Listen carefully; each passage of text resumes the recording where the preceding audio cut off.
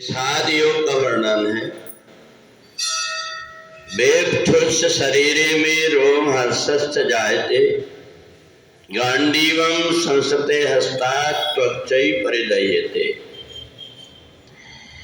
पहले अध्याय में हमारे जीवन में परिस्थिति जब विपरीत आ जाती है तो जब हम निर्णय नहीं कर पाते तो हमारे पास में सामर्थ्य रहते हुए भी हम जो काम कर सकते हैं फिर भी हमें ये शंका होती है कि हम ये काम कर पाएंगे कि नहीं कर पाएंगे। ये इसलिए होता है कि जीवन में जब दुख का समय होता है तो कहते हैं व्यक्ति की बुद्धि मारी जाती है। उस समय पर वो निर्णय नहीं कर पाता कि मेरे को क्या करना चाहिए। और इसलिए परमात्मा ने जो अलग अलग अवतार लिए, उन अवतारों को अगर हम देखें तो जो काम सरल नहीं है, बहुत कठिन काम है, परंतु जिसकी बुद्धि ठीक से काम करती है वो उस कठिन काम को भी सरल बना लेता है।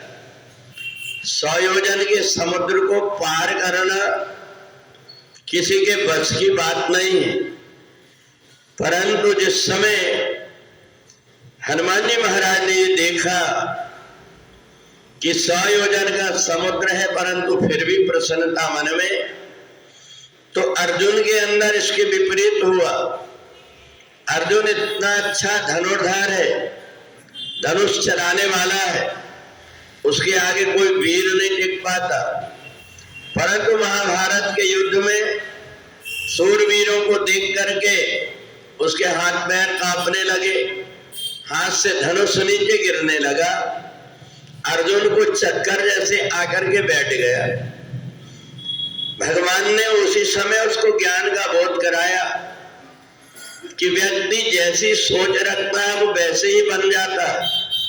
तुम्हारी सोच बिगड़ गई, तुमने अपने आप को कमजोर समझ लिया है, परंतु तुम कमजोर नहीं हो, ये तुम्हारी बुद्धि का भ्रम है। तो इसलिए हमारे जीवन में जब कभी विषाद आता है तो हमें थोड़ी देर बैठ करके परमात्मा का चिंतन करना चाहिए।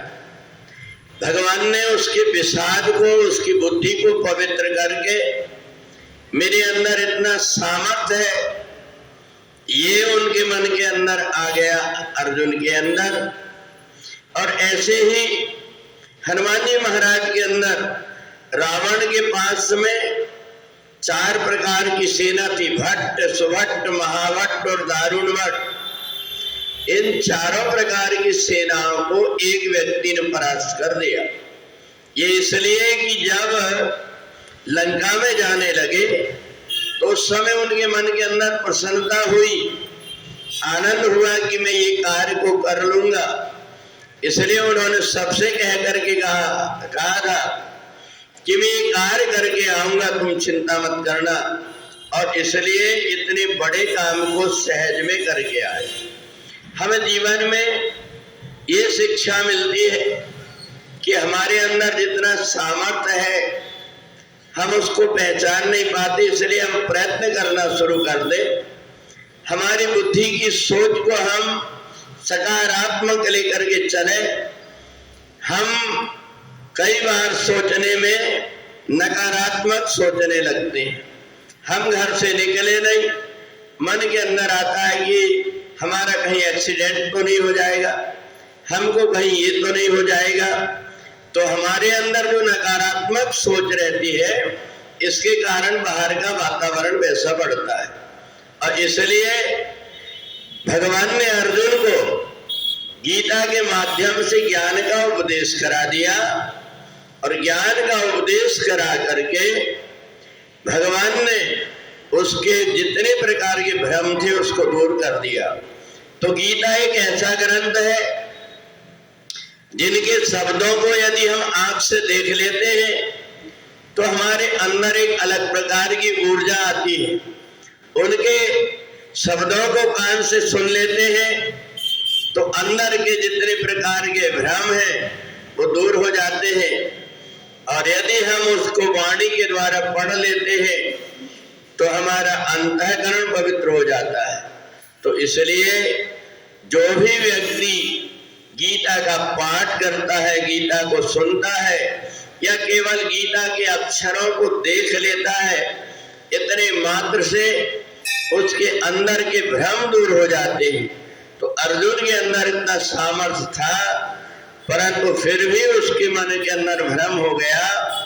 जब भगवान ने ज्ञान का उपदेश किया, देखा कि तुम्हारे मन के अंदर जो बात आ रही है, ये भ्रम हर किसी के मन के अंदर हो जाता है। तो इसलिए जब भ्रम की स्थिति पैदा हो, जब बुद्धि काम ना करे, तो थोड़ी देर बैठ करके चिंतन करे, परमात्मा का आसरा और ध्यान ले। इससे अपने आप के अंदर एक अलग प्रकार की बुद्धि, अलग प्रकार के विचार के द्वारा परिस्थितियों से लड़ने की सामर्थ्य प्राप्त होती है। बोले वृंदावन बिहारी लाल की जय।